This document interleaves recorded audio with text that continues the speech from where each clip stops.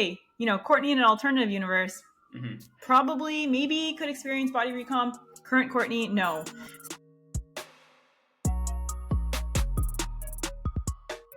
Hello, everybody, and welcome back to another episode of Truth Talks, the podcast that brings you real strategies for sustainable transformation. Paris. That's me. Okay, yes, that's you. You're Paris. I'm Courtney. I had a dream that I could build muscle and lose body fat at the same time. Good dream. And I need you to tell me, am I just dreaming or is this possible? Am I saying a theoretical Courtney in a different context or a current Courtney that I'm talking to right now? Oh, let's answer both and then we'll dive in. A different Courtney in an alternate universe with different training experience and context? Yes, you can. Current Courtney, less likely and most likely would end up spinning her wheels. Since I don't think I'm traveling to an alternate universe anytime soon. You're not? Oh. Well, if you find the technology that lets me do that, let me know. Until then, I'm okay with the fact that that will just be a dream for me. However, there are some lucky people out there who are wondering, can they build muscle and lose fat at the same time? And for them, the answer is yes in the current universe. Yeah, for a lot of people, absolutely. So we're going to dive into who those people might be and what kind of context you need. In case you haven't put it together already, the question that we are tackling today is, can you build muscle and lose fat at the same time? I think this is like one of the most coveted questions when it comes to fitness in the context of physique that is even out there. Definitely. And you get asked this all the time. And this is because everybody wants this, the holy grail. And I'm excited for this episode. We're going to drop some value and some context. And as always, some, both sides of the perspectives too, as we do. Yes. This isn't as straightforward as yes, you can, no, you can't. And that's why I think you first asked me, like, what context are we talking about? Is this current Courtney or a different version of Courtney, right? Mm-hmm. Because that really matters. Your training experience, etc., matter more than anything here and your context. So we're going to dive into the different contexts and how that changes the answer to this key question. It's very confusing out there for a number of reasons. And when you ask somebody, can you build muscle and lose fat at the same time? Even if they're a fitness professional, from one person to the next, you're probably going to get slightly different results. And those results are going to be skewed usually by lack of context. Mm-hmm. You mean slightly different answers? And slightly different answers. Yeah, exactly. So why is this topic so confusing? Before we dive into the actual context of the yes or the no, why is this topic so confusing to people? I think there's just a lot of misinformation and there's such false claims on what you can do and how quickly you can do them. But then when people try to do it, they see that the results don't really happen like that, and then they get confused. Mm-hmm. So I think that's kind of it. And then I think that's the main thing. I don't know. I don't have an answer for the question actually. I think your confusion parallels the confusion around this question. Yeah. And I think what I heard from you and what I'll just extrapolate is, one is the amount of messaging we have that's about like doing things fast and achieving the ideal state. And usually in the context of like promotional stuff. So like if you go on social media and you open up and you see like all these progress photos and it's like this person lost fat and built muscle in 30 days. And you're like, but you have no other context. Like you don't know anything else about that person, which is just going to shout out us for a second. Every time we do share progress photos for our clients, we have so much context on that person in the caption. So if you haven't been reading the captions, please do. It's important. But like the absence of the context is what gives people sort of false hope or just false understanding. It contributes to the misinformation. And I think that for this purpose, people really need to be aware of what it is they're looking at, what those claims are, because those claims are all tapping into some sort of hope.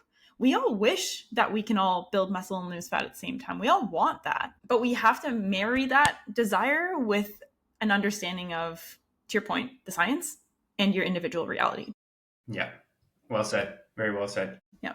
So if your experience finds you spinning your wheels, not seeing the results in your body composition, you're trying to decide, do I need to pick bulk, cut? Like that's what all the bodybuilders are saying. I need to pick one, but all these other people are telling me I can do both at the same time. Where do I start? Well, start with this episode, because we're going to outline the truth about, is it possible or not? We're going to go through when it's possible. Spoiler alert. We're also going to talk about what's required to make it happen before we dive into how you can actually understand if it's happening for you. And then, because there's two sides to this, and a lot of nuance. We're also going to talk about when you cannot, and what circumstances can you not do both at the same time. I like it. I think there's going to be a lot of value. I just want to make sure I don't miss anything in this one. Oh, I'm sure you won't. I know that this is a topic that you've thought a lot about, so I have full confidence. Yeah. All right. So let's start with the truth. Let's answer the question. Can you build muscle and lose fat at the same time? You can, in the right context. You can. Yeah, it is possible in this world, in this realm, with the physics that are on planet Earth, to lose body fat and build muscle simultaneously. And we call that body recomposition. Mm-hmm. For all of you who want the actual terminology, body recomposition is what we're talking about. So in that case, what that looks like is your scale weight might not change, but you are visually looking different. And we'll talk more about that later. But that is what body recomposition is. So the physical composition of your body in terms of body fat percentage versus muscle mass ratios. Yes, the ratios. Changes. Yeah, exactly. It's right. The ratios. That is what we're talking about here. Yeah, it's like doing both at the same time. Some people will say it's exclusively losing body fat and building muscle at the same time. I also would classify it as if you're building, I personally, but it may not go with the definition. If you're building considerable amounts of muscle without any change in body fat percentage. Okay. That makes sense though, right? Because like at the end of the day, visually you will still look different. So there is a little bit of a difference in like your composition of your body. Yeah. But like for the purpose of this conversation, let's keep it simple by just saying let's simplify by saying you're losing fat and building muscle simultaneously. Let's just say that's going to be our definition. Clear. So body recomposition is that quote unquote dream state, build muscle, lose fat at the same time, which really is the shifting in your ratios between your body fat percentage and your lean muscle mass. Yeah. Good. Okay, cool. So the truth, yes, it is possible, but as you said, in the right contexts. Let's explore those contexts. When is body recomposition possible? The first one is for beginners, okay? And we work with a lot of experienced people. We also work with a lot of beginners. And I can say body recomposition happens, once you press the right buttons, it happens quick because they haven't pressed any buttons before, right? Can you define what you mean by beginner for a second? Because there's some of us who might think we're beginners, some who don't, some who think we're beginners on some things and not others. So can you just quickly define what are we talking about in this context of a beginner? I would say beginner relative to the goal. So if it was my first time trying to chase a body composition related goal and my first time being consistent with training, targeted eating, we'll say, and lifestyle variables, my first time focusing on a specific goal while managing those three things. Got it. That is beginner. Yeah. So the first time you're really intentionally tackling a physique goal. Yes, okay. Exactly. The second one is if you're starting at a very high body fat percentage, because you have enough energy available within those fat cells to release and do both at the same time. I don't want to put an exact percentage, but if you're starting in the higher end of the body fat percentages, and you have a lot of body fat that you're holding, you can definitely build muscle and lose fat at the same time. That's the second one. The third one is even if you've been consistent and feel like, I've been training hard and eating my stuff that I need to, but if your variables haven't been dialed in, you're still kind of a beginner. Mm-hmm. And I'm sorry, that might hurt some people's feelings, but there are a lot of people, not to be mean, but who have literally been training for years and are still actually beginners. Yes. And I'm not going to lie, that is kind of my ulterior motive in terms of why I asked you to define beginner up front. Because people think that beginner means a certain amount of time doing something or any of that. So I'm glad you specified that a beginner is intentionally chasing a goal, because you can be a quote unquote beginner when it comes to physique if you were spending years in the gym, but didn't necessarily dial in your nutrition, right? Or if you maybe did actually lift consistently, but you weren't training for muscle growth, you were training for functional training, right? That's a really important nuance, I think, is like, we're talking about beginner in this context. Sorry, I feel like I interrupted, but I was like, yes, that's also why I wanted to specify up front what beginner really means here. Yeah, you're still kind of novel to the right things, I guess. So if you haven't had your variables dialed in, it doesn't matter how long you've been training or what you think. If you objectively haven't had your variables dialed in, you're still technically a beginner. Sorry to hurt your feelings for some people. The last one, which a lot of people don't think about, number 4, is actually drugs. So if you are using steroids, which we don't coach anybody who does, you can very predictably, drugs are very powerful, definitely not recommending them for anybody. You can build muscle and lose fat simultaneously, pretty impressively. Yeah, and I think because that's not the territory we play in, Mm-hmm. but why it's important to acknowledge in this conversation is anytime you hear messaging around it as this person did that, or my client is doing this, or any of that, and you're seeing that messaging, you need to be aware that that is a possibility, that somebody is using performance enhancing drugs that is enabling that outcome. So if you are not an enhanced person, then you do need to consider, okay, do these other variables that we just covered apply to me? So is it possible for me?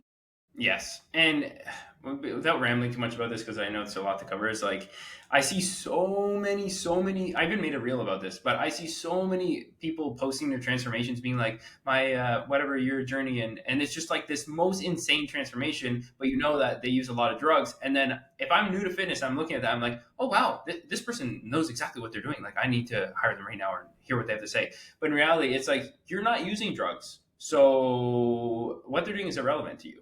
I made a kind of a reel about that, but I'm going to post it, I think, this week.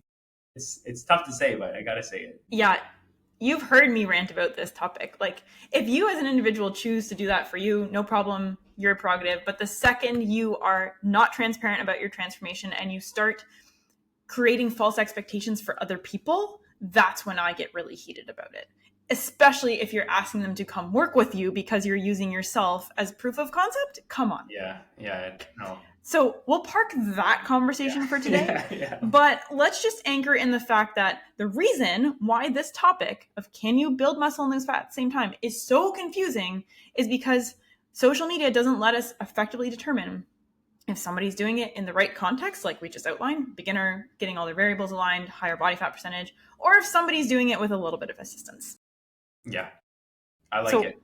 Hopefully by the end of this conversation, you'll know how to apply whether or not this is possible to you and your reality based on all of the considerations. And you can set realistic expectations for yourself. Absolutely.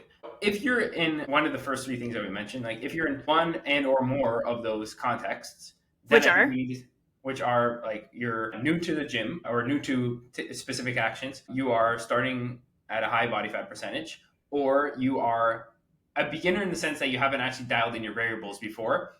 If you're in one or more of those categories, well, I guess you could be one or two of them together simultaneously, then what exactly should you do if you want to lose body fat and build muscle simultaneously?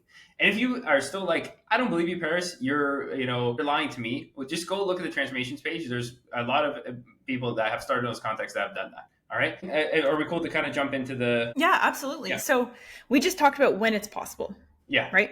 So the next section we're going to talk about today is like what is required to make it possible? Because one of those conditions that you just talked about was your variables weren't lined up. So you're a quote unquote beginner when it comes to intentionally tackling your physique variables. So we're going to actually talk about what those variables are. Yeah, you need to have some boxes checked, and we're just going to give you clear cut. What are those boxes you need to check? The first one is adequate protein intake. For body recomp, I would probably err on the side of more towards like somewhere around 1 gram per pound, maybe even 1.2 in some aspects. We've talked about protein intake in the past. You can go listen to other episodes, but if you're starting overweight, you probably can go a little bit lower towards like the 0.8 range grams per pound of body weight. So daily protein intake, we need to check that off. It's going to help give us that anabolic support, we'll call it, to be able to build muscle, along the journey. Building blocks, yeah. So if we're talking about our objective here is build muscle, lose fat at the same time, well, to build muscle, you do need protein. 100%. Straightforward as that. Yeah. The second one would be you need to be progressing in your training. Like you need structure in your training, but you also need to be applying progressive overload. So it's like over time, are we, training hard enough? Do we have enough volume? And are we progressing in some way, shape, or form, either reps, weight, technique, all these factors. Like we need to do that because that's going to give us the stimulus to promote muscle growth. Like training is the thing that tells our body, hey, we need to build some muscle. So we need to be checking that box. Yeah. So if we were actually saying, they're in this context, they're equally important. But if we were going to say which comes first between protein and training variables, it would actually probably be training first. Like training is that match. You light the match, and then protein and other nutrition considerations are like the gasoline that you pour on top. Absolutely. Good. Yeah. You're not building any muscle without a stimulus. No matter how much Exactly. protein you're eating or perfect macros, it's not going to happen. And I do want to have like a quick like asterisk note on this. Your progressive training also should be based on a hypertrophy or bodybuilding style of training, right? So just getting into the gym and following a program, and maybe you're doing a 30-second wall sit one day and the progression is a 1-minute wall sit the next day. That's not necessarily going to be that effective for this goal. You do need to consider the style of training. That's a whole other topic in itself, but it is the variable that you need to check. Yeah, absolutely.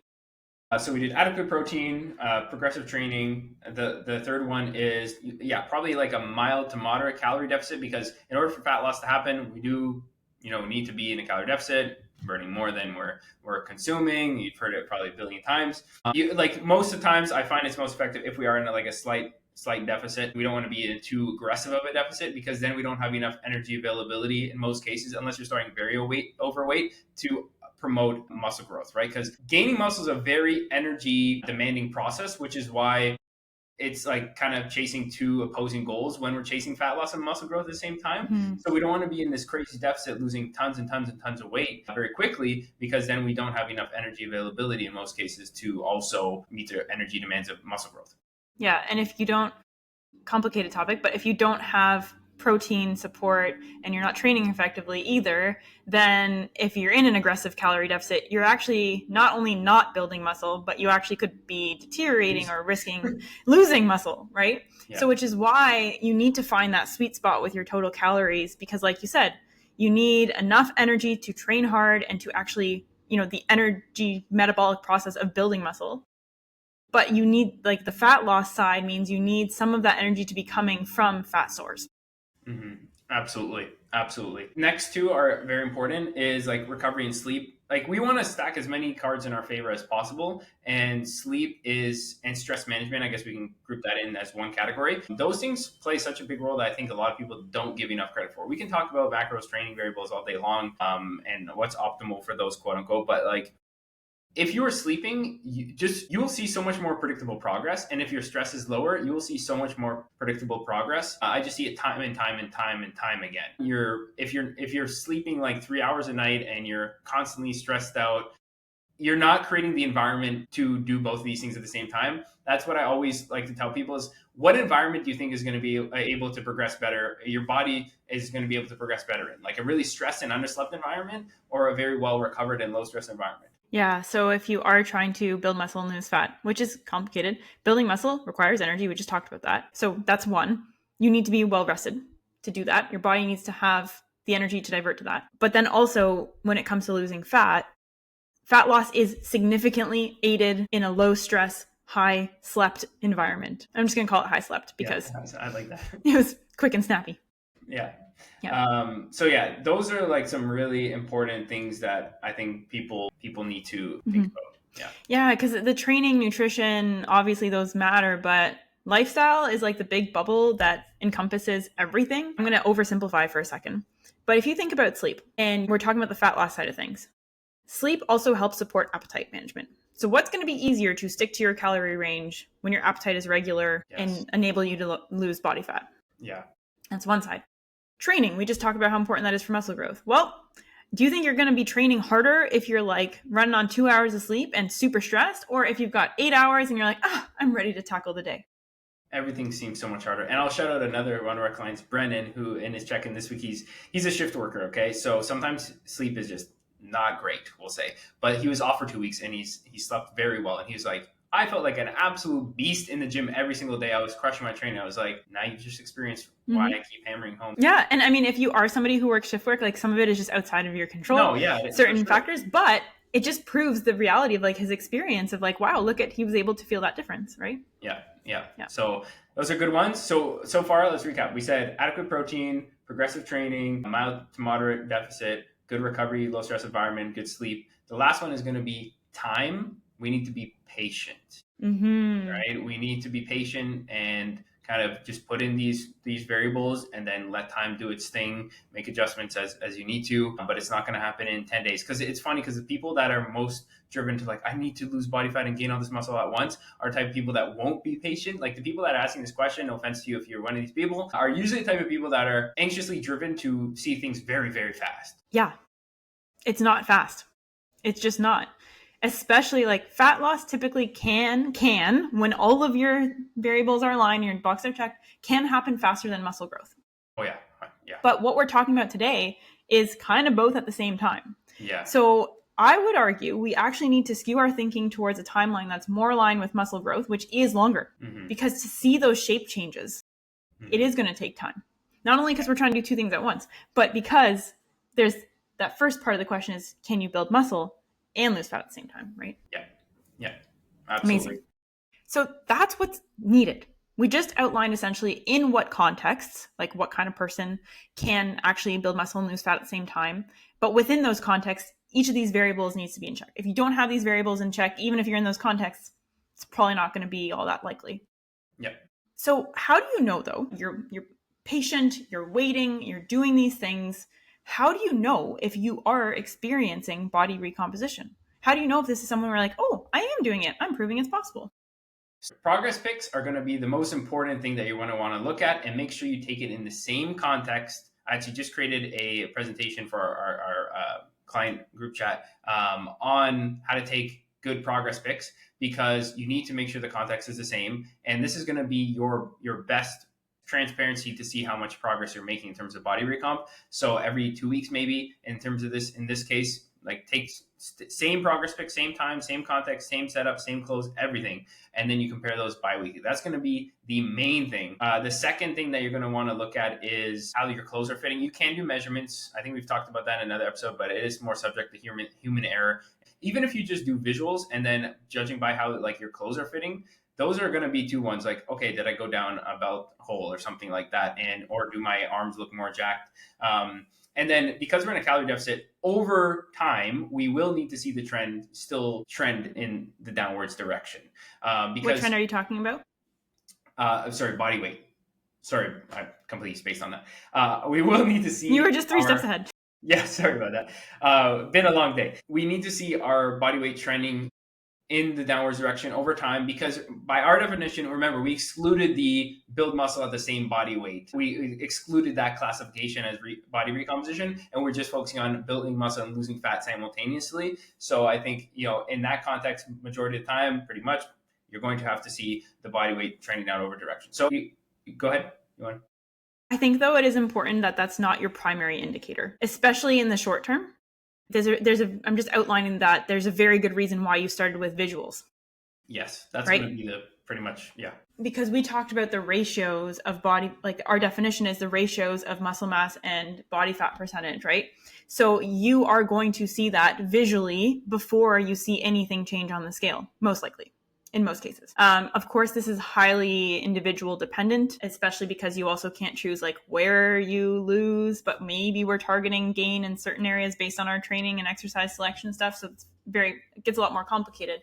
But I just want to outline the main point is you probably will start to see the non-scale victories before relying on the scale. So if you are somebody who it is possible to build muscle and lose fat at the same time, you've got your variables in check, and now you're looking to measure success, make sure you do not rely exclusively on the scale. And if you want more context in terms of other metrics of success to monitor progress in your fitness journey, I'll drop the link to that episode that we did, which was all about how you can evaluate results.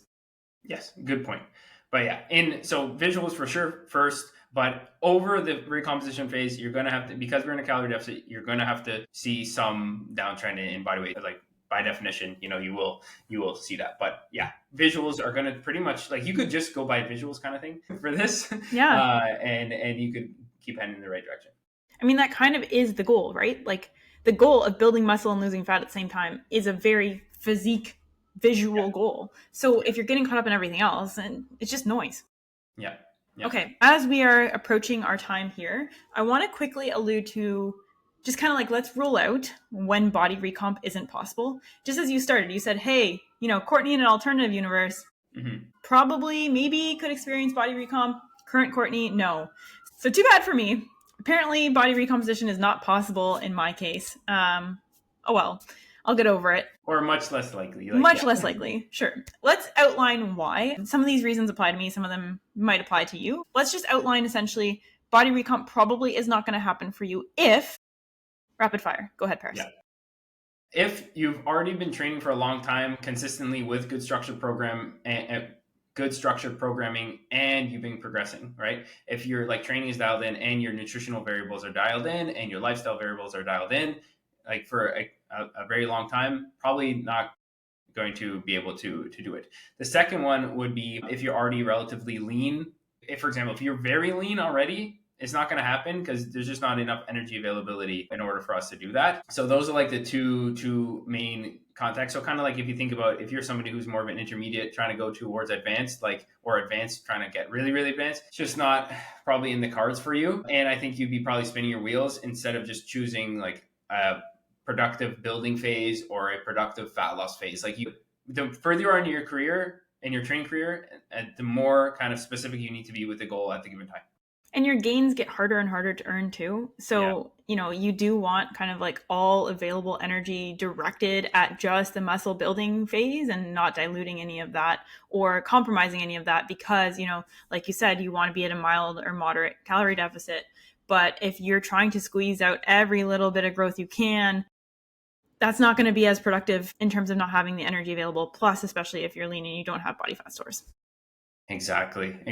Yeah, the game the more advanced you become, the game becomes how many things can I stack in my favor to elicit this specific result that I'm going for as much as possible, right? Yeah. So, yeah.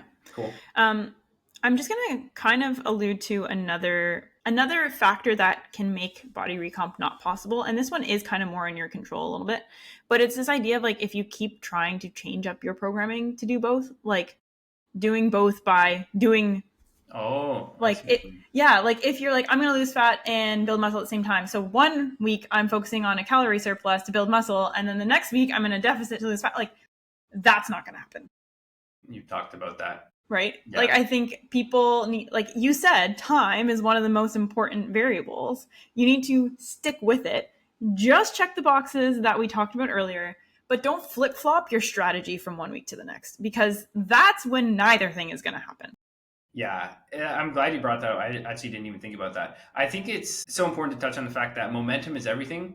And especially when it comes to building muscle, you need to stack productive weeks of eating and training hard in your favor. So if you're going in a surplus and for 1 week and training hard, but then you're going to a deficit the next week, you're killing that momentum. And that's why I don't like people running fat loss phases too soon anyways, for that reason. But like, yeah, you're not going to be able to do both by flip-flopping like that. It's not going to work. Don't try it. It's impossible to track progress too in terms of many different variables. So like, yeah.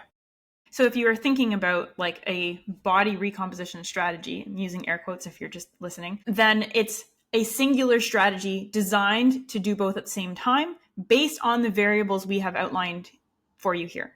It is not, hey, I have a muscle growth strategy and I have a fat loss strategy. Yeah. Yeah. Just got to make that clear. I like it. Do you want to wrap things up with this week's mindset shift? This kind of goes back to what I was saying before, is like the type of person that would ask this question, can you lose body fat and build muscle at the same time, are typically less patient and want the kind of results now type approach. But the people that typically make the most results have a very specific goal and go all in on that goal. So although it can be attractive to want to say, oh, let me do it all forever in my fitness journey. Yes, you could. We talked about all the contexts where this is possible, and go look at the transformations. There's a lot of cool examples of that, real world examples. But if I could give one piece of advice to people in their fitness journey, is like choose a lane and go all in on that lane for a specified appropriate time frame before then changing lanes and going in a new lane. So if you choose which one you care about more, do you care more about fat loss or do you care more about muscle growth, and go all in on that lane versus trying to dip your toe in both of those pools and maybe not really getting anywhere. It makes it a lot easier to evaluate progress too when you're like, okay, this is the thing I'm trying to do, this one thing. It gives you focus, not just in terms of focus in the actions, but focus in how you evaluate the results of those actions. It's a lot of worry and uncertainty and unpredictability when you're trying to hope that the perfect storm will hit you. Yeah. And there's also an art to doing this. If you're in the context of one of the things that we said before, again, no offense, but you probably don't have the skills, awareness, or I guess artistic ability of performing a phase like we were mentioning. Just because that comes with experience, right? That comes with experience. It's this catch-22 because you need experience to really dial in these variables. However, the reality is people who don't have experience actually benefit from the outcomes of they can do this. They can do this, right? Yeah. So there's definitely an art form to body recomp. And yeah, self-guided typically doesn't work too well in the context we described. Yeah. If you do think that you can, based on this conversation, build muscle and lose fat at the same time, but you're just getting started and you want to make sure that all those variables are in check and you have the experience behind you and the art is taken care of, that's what we're here for. We're happy to help support if your physique goal is body recomp, or if your physique goal is just to build muscle or just to lose fat. Like Paris said, you can check out some of the transformations on our website. I'll link that below. But I think we did this topic justice for a pretty complicated one. I think so. I feel like we covered it. Yeah. I think we covered it. So hopefully now you can evaluate for yourself when you talk about building muscle and losing fat at the same time, whether or not it is possible for you and whether or not the variables are in your favor to make it happen. Or if it's not, that's okay too. You still have plenty of opportunity to pick one goal and run with it. So without further ado, we will leave you for this week and we'll be back in your feeds next Monday with another episode of Truth Talks. Bye for now. Talk to you later.